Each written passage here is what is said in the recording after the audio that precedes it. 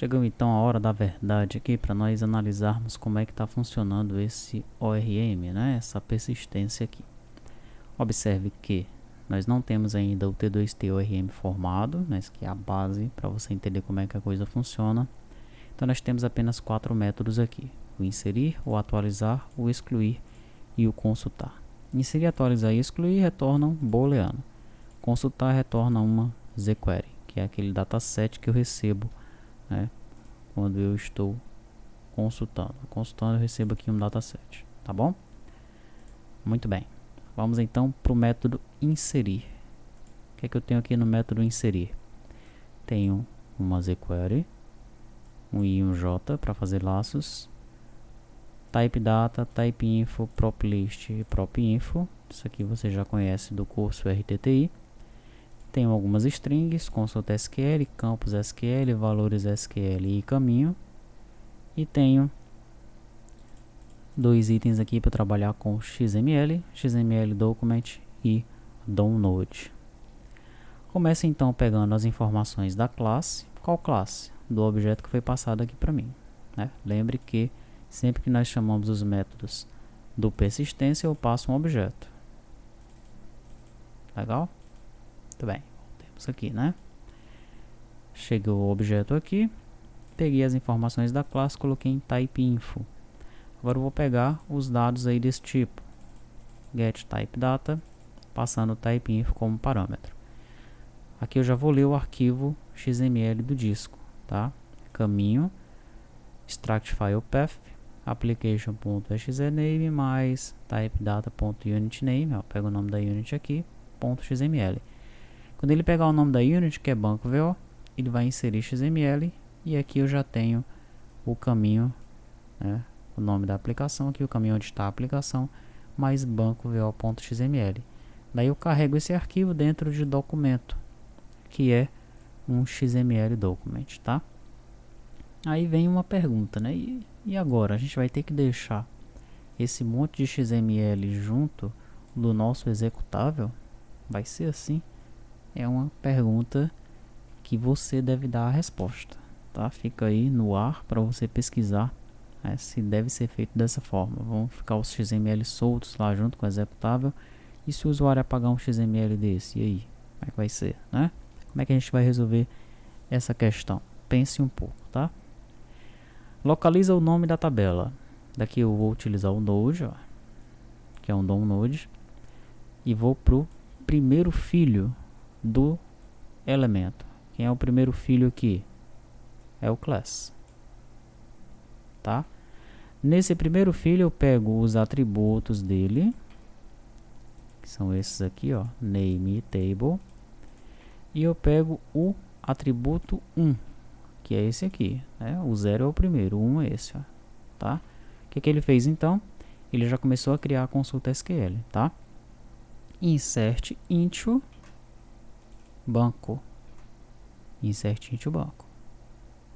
E espaço, tá? Agora eu vou preencher os nomes dos campos e os valores, ok? O que é que eu faço então? Eu jogo na memória, né, os dados do type data aqui, ó. Tá? Então os dados desse objeto aqui, pbanco, né, que é o tipo banco VO, tá? Esse pbanco que chegou aqui, eles agora vão estar, né, esse cara aqui, ó, eles agora vão estar disponíveis na memória para eu varrer, pesquisar, pegar esses dados via RTTI, tá? Aí eu pego aqui as informações através do método getPropInfos, né? Tudo isso você viu lá no curso de RTTI. Então vou fazer aqui um laço, né, através da quantidade de propriedades que tem type data, no ponteiro type data, tá? E dentro desse laço principal eu faço um outro laço para procurar por essas propriedades dentro do XML, ok? Daí, se o nome que eu achei no XML for property, né, se eu cheguei aqui, ó, property, eu testo se o nome do node value é igual ao nome da propriedade. Como assim? código é igual a código? Se for, o que é que ele faz? Ele, em campos SQL, ele concatena campos SQL com o valor do atributo 1 do nó em questão. O atributo 1 do nó em questão é código, que é a coluna aqui, ó. O valor de coluna, no caso, é código, tá? Então, ele vai colocar aqui em campos o seguinte: código, vírgula, né? Então, lá no final, ele vai concatenar o consulta SQL com esse campus SQL, né? No caso aqui, ele está realizando o laço. Ele chegou em código, que é uma property, né? Na verdade, ele passou por ID, né? Só que o ID, eu faço um teste aqui lá no XML, se ele chegou em property. E lá no XML, o ID não é uma property, ele é um ID. Ele é um cara isolado, tá? Então, ele passa direto. Ele chega em property, então ele testa a primeira propriedade, tá? A primeira coisa que ele fez ao passar aqui foi pelo ID. Então, o ID ele passou direto. Voltou, chegou no código, tá? Então, ele chegou no código aqui, ó.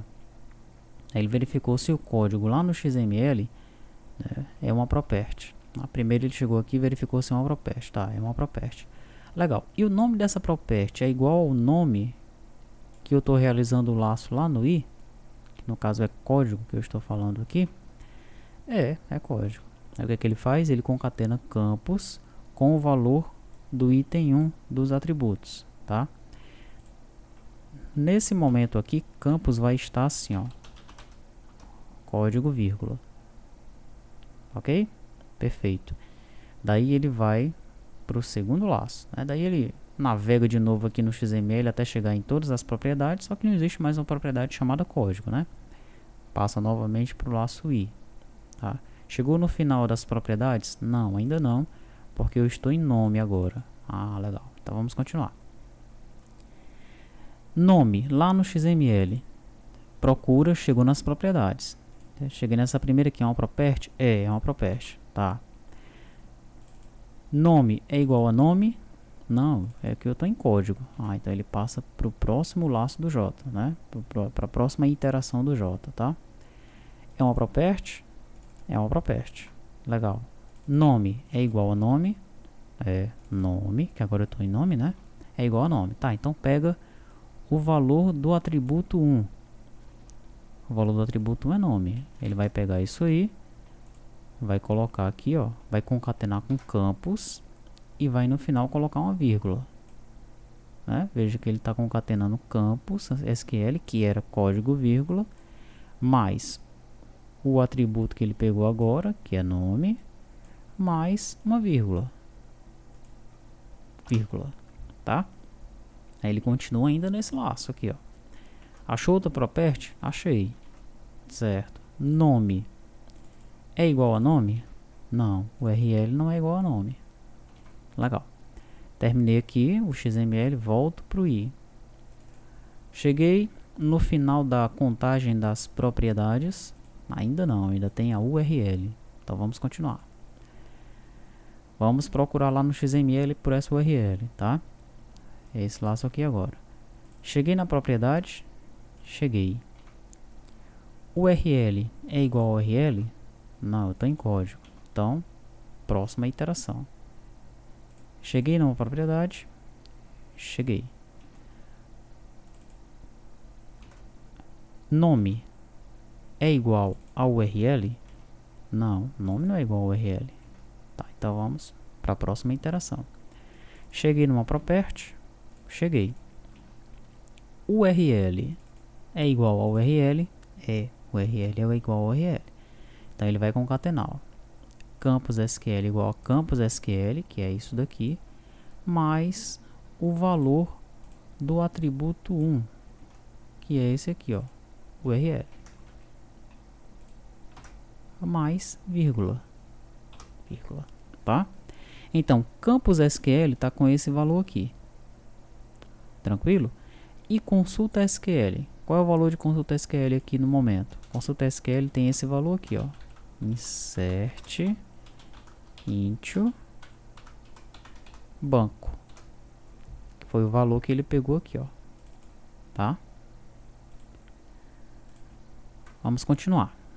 Daí ele verifica, né, se o nome que está em I agora é ID. Né? Na verdade, ele vai fazer isso logo na primeira passada. Né? Ele vai passar pelo ID. Se for, ele pega as informações desse cara e coloca em prop info.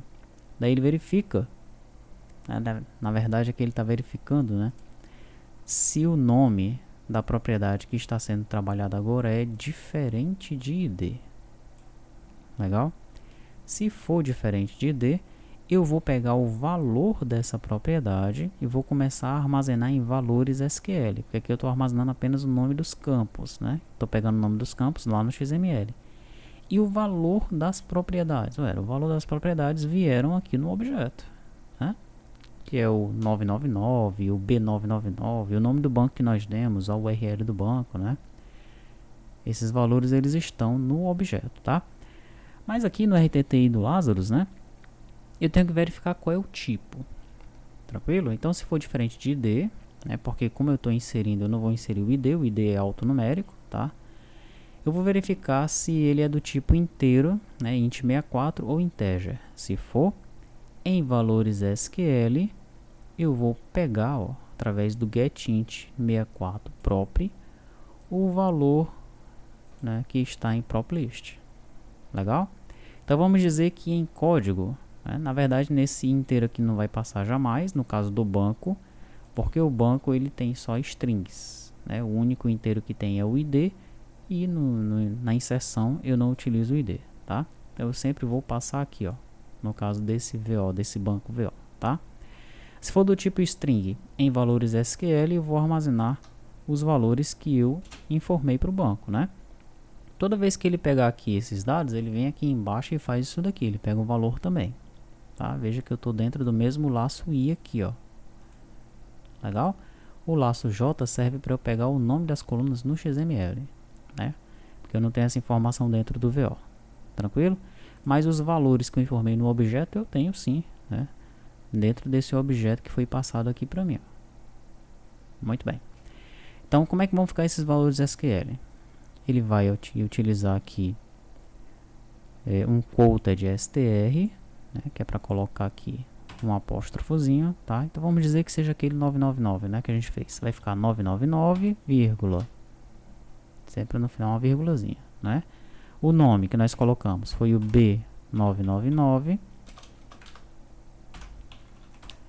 vírgula, e a URL foi b999.com, vírgula.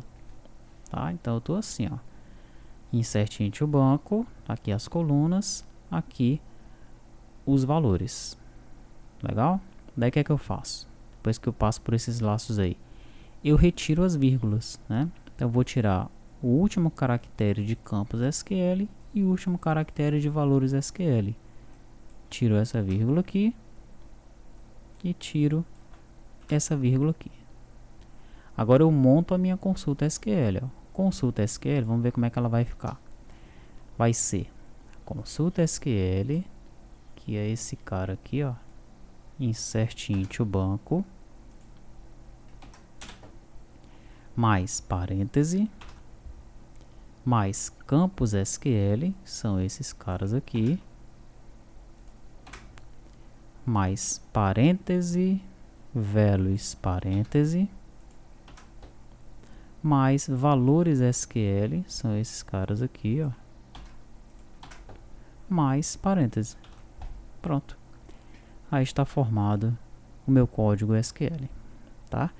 Daí eu chamo o método conectar. O método conectar ele está logo aqui abaixo, ó.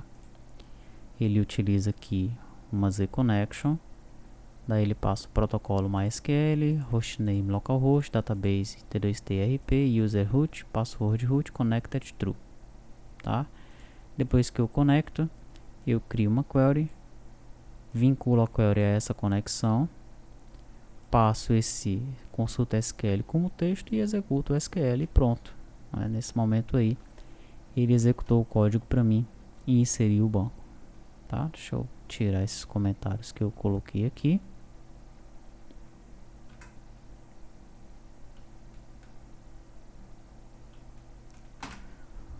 Prontinho. E é dessa forma que funciona a nossa inclusão, né? A nossa inserção funciona dessa maneira aqui, tá? Na próxima videoaula nós vamos analisar como é que funciona a alteração. É bem parecido, mas tem aí algumas diferenças que nós vamos observar.